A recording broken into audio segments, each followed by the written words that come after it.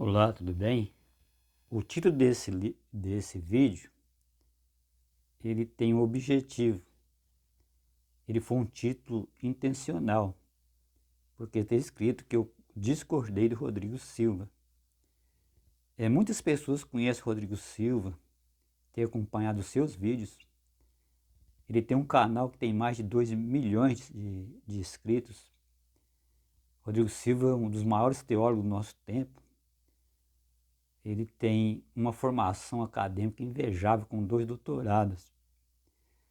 Porém, quando se trata da palavra de Deus, de falar sobre a palavra de Deus, a gente sabe que é diferente de um estudo comum.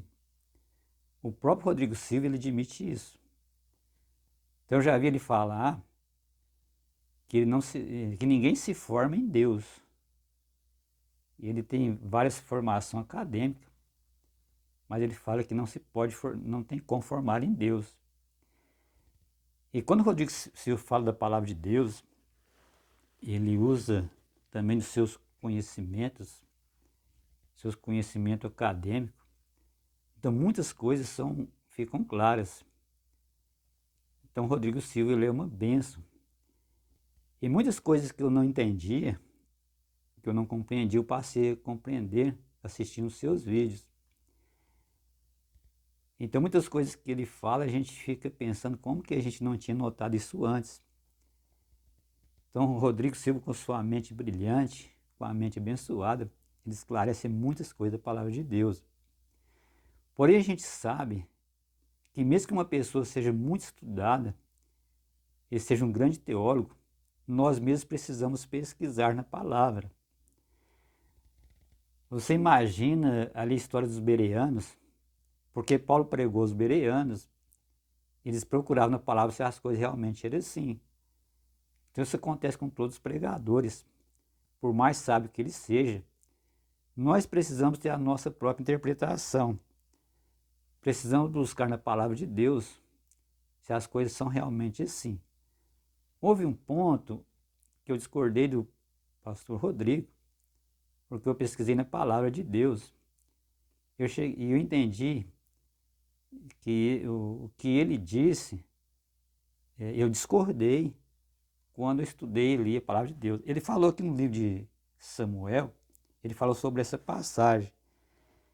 Está em Samuel no capítulo 15, no verso 3, quando Deus mandou Saul matar ali, Deus mandou Saul destruir os amalequitas.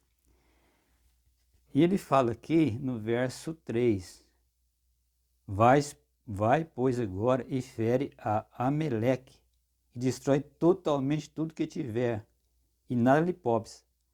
Porém matará homens, mulher, meninos e crianças, de peito, e bois, ovelhas, camelos e jumentos. Segundo a interpretação do Dr. Rodrigo, Deus não mandou matar crianças. Lendo esse texto, não fica claro que Deus mandou matar crianças, porque esse texto é uma hipérbole. Ou seja, quando Deus manda Saul matar mulheres, crianças e animais, isso significa que Saul deveria fazer uma destruição mais intensa possível, ou destruir o máximo dos amalequitas. Porém, o texto aqui é muito claro.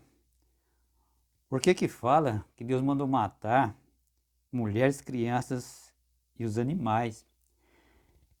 E quando Samuel chega, que ele percebe que tem algum barulho de animais, Samuel fica irado com Saul. E Samuel, ele procura a explicação de Saul por que aqueles animais sobreviveram. E Saul, ele dá uma desculpa esfarrapada, falando que ele deixou aqueles animais para sacrificar ao Senhor, que era o melhor dos animais. Porém, Samuel fica irado com Saul, porque não cumpriu a ordem do Senhor.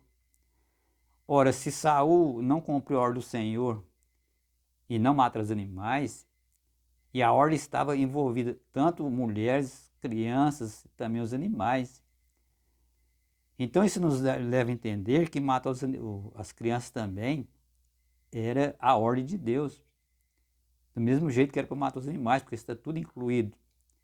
Então, se Saul poupou os animais e Samuel ficou irado, não poderia poupar crianças nem as mulheres.